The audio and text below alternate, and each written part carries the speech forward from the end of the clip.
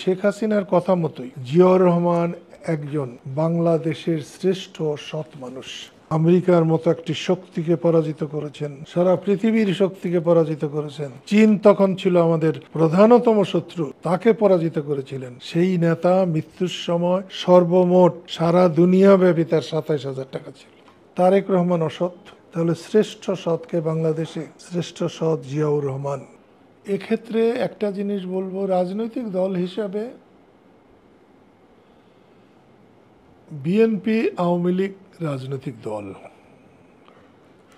জাতীয় পার্টি একটা মাঝখানে সত্যভোগী একটি রাজনৈতিক দল।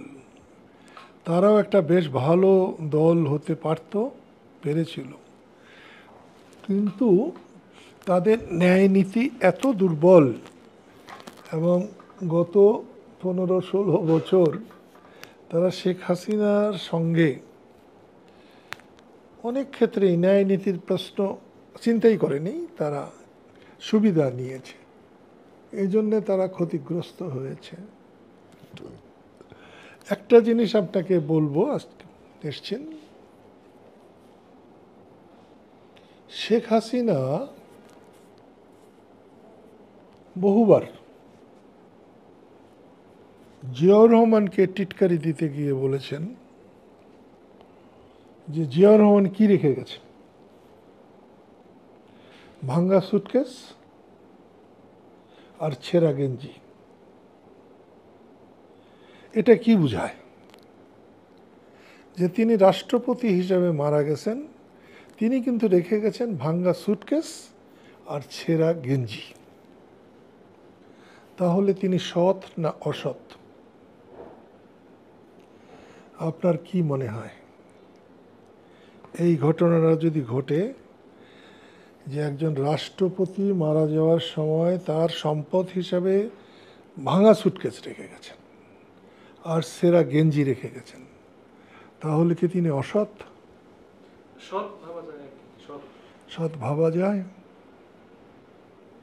এটা কিন্তু শেখ হাসিনা বলেছেন বারে বারে।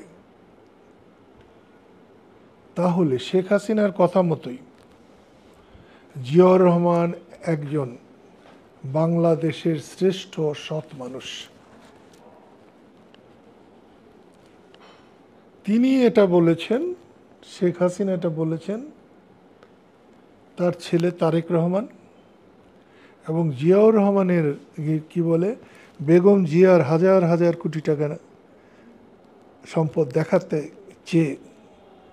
ঠিক আছে, তারেক রহমান অসৎ, খালেদা জিয়া অসৎ, তাহলে শ্রেষ্ঠ সৎকে বাংলাদেশে শ্রেষ্ঠ সৎ জিয়াউর রহমান। তাহলে তার সততার পুরস্কার তো তাকে দিতেই হবে। যারা বঙ্গবন্ধুকে অসৎ বলেছিলেন, তার মৃত্যুর পরে আজ পর্যন্ত ভাঙ্গা সুটকেস না হয় না ছিল, কিন্তু কিছুই বের করতে পারেন নাই। লন্ডনে, আমেরিকায়, ফ্রান্সে, জার্মানি, জাপানে বাড়ি ঘর বের করতে পারেন, কোটি টাকার ব্যাংক ব্যালেন্স বের করতে পারেননি কেউ। ২৭,০০০ সর্বমোট টাকা, ওই রকম একটি দুর্বার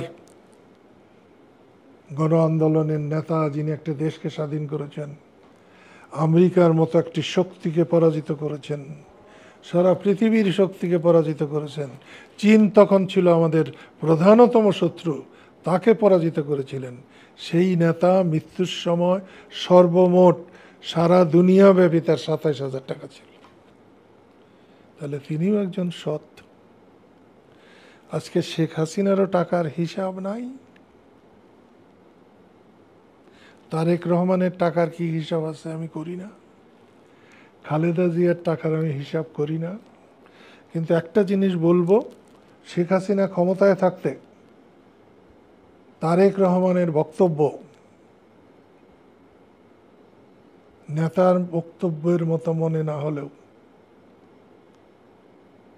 শেখ হাসিনা চলে যাওয়ার পর এই 11 মাসে তারেক রহমানের কোনো বক্তব্য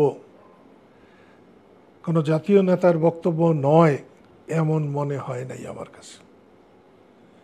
তাহলে তিনি তার অনেক ডেভেলপড হয়েছেন, জাতীয় নেতার কাতারে তিনি অনেকটা উঠে এসেছেন।